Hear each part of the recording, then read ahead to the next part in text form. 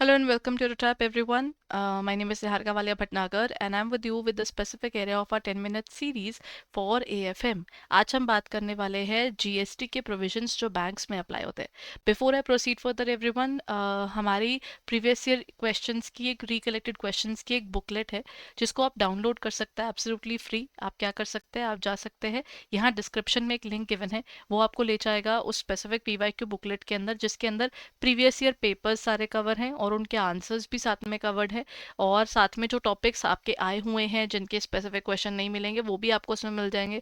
Module wise recollected कितने कितने आपको लग रहा है कि हमें लग रहा है कि पेपर में आया हुआ था डिस्ट्रीब्यूशन वो तक उसमें गिवन है.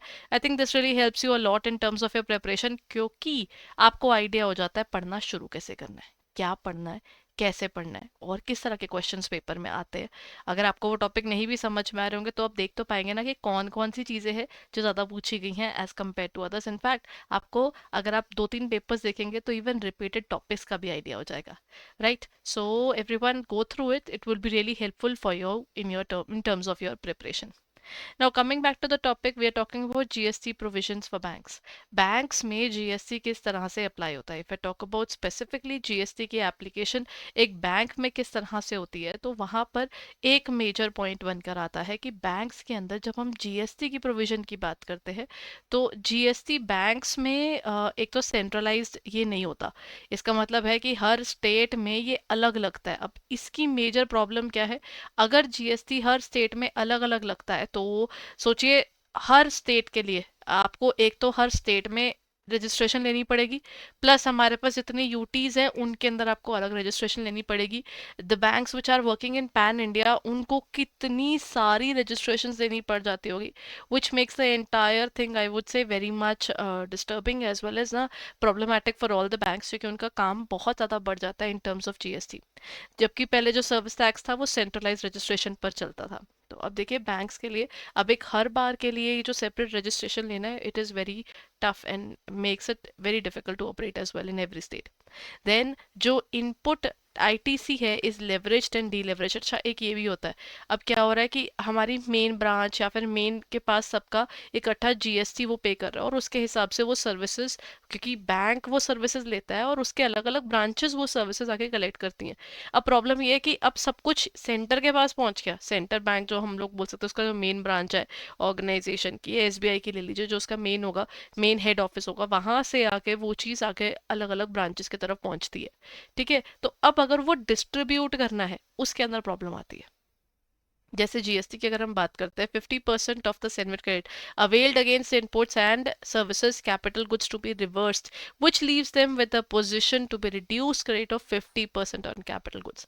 आपने कैपिटल गुड्स खरीदे जिन पर आपने जीएसटी पे किया, उसका जो जीएसटी है उसका बेनिफिट उनको 50% ही मिल रहा है, उनको पूरा नहीं मिल रहा. इनफैक्ट ये वाला जो मैं आपको डिस्ट्रीब्यूशन वाला इशू बता रही थी ना, क्योंकि सेंटर लेवल किसी से सर्विसेज लेता है और उसके अलग अलग ब्रांचेस वो सर्विसेज को यूज कर रही है तो उसके कारण भी उनको डिस्ट्रीब्यूशन में प्रॉब्लम आती है.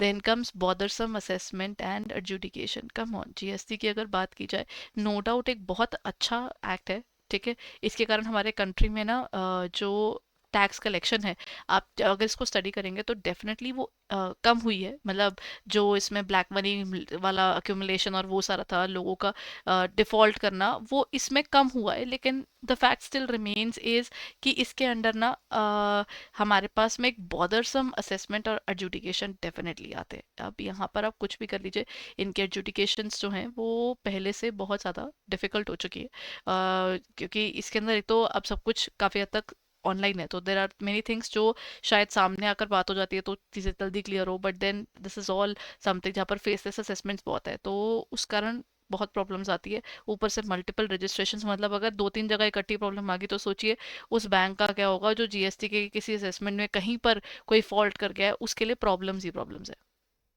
अब बैंक्स के अंदर एक होता है अकाउंट लिंक्ड फाइनेंशियल सर्विसेज. अब ये अगर आप किसी को सर्विसेज प्रोवाइड करवा रहे हो, ये एक प्रोविजन है प्लेस ऑफ सप्लाई के हिसाब से. अब एक बैंक है, अब बैंक से मेरे को कोई सर्विसेज मिल रही हैं, ठीक है, तो उस सर्विस का प्लेस ऑफ सप्लाई क्या होगा. देखिए, अगर बैंक मेरे को सर्विस देना है तो जहां मैं मेरी लोकेशन है, जो एड्रेस मैंने दे रखा है ना, उस पर मानी जाएगी कि मेरे को वो सर्विस दी गई है। अब उसके हिसाब से क्या होगा, अगर मेरा एड्रेस यहाँ का है, मान लीजिए अगर मैं हरियाणा में हूँ और हरियाणा का ही एड्रेस है, फिर तो कोई दिक्कत नहीं, तब तक वो इंट्रा है, विद इन द स्टेट है। लेकिन उसके बाहर कहीं रह रही हूँ तो वो इंट्रा में कन्वर्ट हो जाएगा। एंड बिकम्स वेरी डिफिकल्ट अगर आप कोई पर्टिकुलर पर्सन किसी एक जगह पर बिलोंग करता है और उसकी एड्रेस से कुछ भी इशू आ जाए, तो this is one particular problem. आपकी ना लॉ की एप्लीकेबिलिटी ही हिल जाती है ना। फिर हमारे पास आ जाता है non account linked financial services. अब ये भी एक होती है। फाइनेंशियल सर्विसेज आपकी सिर्फ एक तरह की तो नहीं होती, आपकी एक होती हैं जो लिंक्ड विद फाइनेंसेस होती है, मतलब आपके जिसमें आपकी चीज़ें आपके अकाउंट से लिंक्ड होती हैं, वहाँ तो हमें सब कुछ सॉर्टेड है। But what about the areas जहाँ पर वो अकाउंट लिंक्ड नहीं है, when things are not account linked, तो एक मेजर इशू आता है कि हमारे पास प्लेस ऑफ सप्लाई क्या होगी। तो उस केस में क्या होता है, जो प्लेस ऑफ सप्लाई अब होगा, अगर कोई अकाउंट लिंक सर्विस नहीं है, अब कोई पर्टिकुलर पर्सन जाकर बैंक में कोई काम करके आ जाता है, तो उस केस में उसकी ना जो बैंक की पोजीशन है वो होगा, जो चीज़ आप जैसे बैंक ड्राफ्ट वगैरह बनते हैं, अब लोग अपना बैंक ड्राफ्ट जाकर बनाते हैं, अब उसका उस अकाउंट में बैंक ही उस पर्टिकुलर बैंक के अंदर उसका कोई अकाउंट नंबर ही एग्जिस्ट नहीं करता, तो फिर आपका सर्विस प्रोवाइडर की बात आ जाती है। तो ये अगेन हिट करता है कंपनीज को which are wide spread in remote locations to establish their presence but operate and transact from the back office located in some other state. अब ये फिर प्रॉब्लम आ गई। अब ऐसी भी कंपनीज है जिनके अपने मेन ऑफिस कहीं और है, but they are working through this पूरा जीएसटी के सेटअप के अंदर, वो किसी एक एरिया के अंदर बैंक के अंदर जाकर कर रहे हैं, और अगर वो रिमोट लोकेशन में है, अब आप क्या करोगे, आपकी प्लेस ऑफ सप्लाई की इसी एप्लीकेबिलिटी के अंदर लोग फंस जाएंगे। Then comes actionable claims. आपका जो प्लेस ऑफ सप्लाई, जो आपका बिल्स ऑफ एक्सचेंज वगैरह है, उसमें तो location of the service provider हुआ। अब कंपनी का बैंक अकाउंट कहीं और है, कुछ भी होगा, लेकिन किसी और स्टेट के अंदर जाकर उन लोगों ने उस चीज़ को ऑपरेट कर दिया। अब वो चीज़ काउंट होएगी उस स्टेट के अंदर, मतलब आपको इंट्रा मिलेगा या इंटर मिलेगा, पहले तो आपको वो देखना पड़ जाएगा कि जीएसटी की प्रोविजंस जो मेरे को चल रही हैं वो इंटर पे चल रही हैं, इंट्रा पे चल रही हैं, क्या हो रहा है उसका। उसके बिना तो मेरे को कोई हेल्प ही नहीं होगी। तो ये भी एक मेजर प्रॉब्लम बन के आ जाती है। तो this is not an easy thing कि आपको क्लैरिटी रहे कि exactly what is it that you are suppose to do and how do you do it.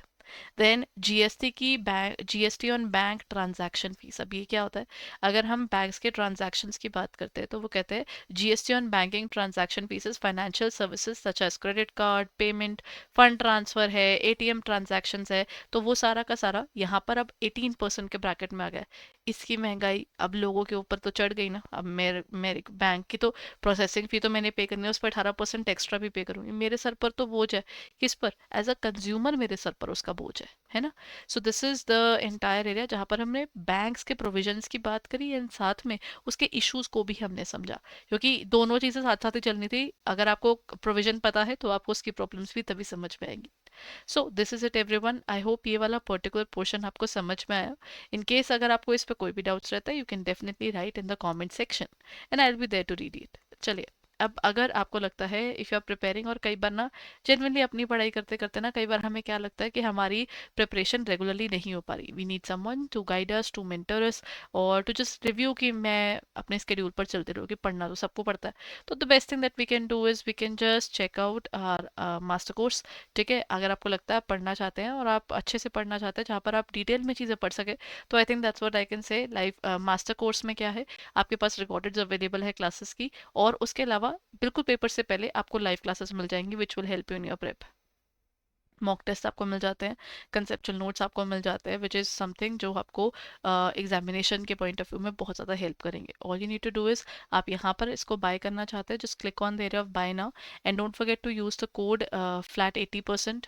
यहाँ पर आपको कोड मिलेगा JIB, ताकि आपको 80% का ऑफ मिल जाए। And master course is really helpful for anybody जिनकी प्रिपरेशन में उनको चाहिए कि वो खुद से पढ़ते रहे, एंड साथ में उनको मॉक टेस्ट देने का मौका मिल जाता है। इवन यूनिट टेस्ट वगैरह आपको सारे चैप्टर वाइज मिल जाते हैं, और कंसेप्चुअल नोट्स भी मिल जाते हैं which you can learn at your own pace, और बिल्कुल एग्जाम से पहले you can revise the entire thing with us all over again. So prepare well everyone, thank you so much for being there, bye bye and take care.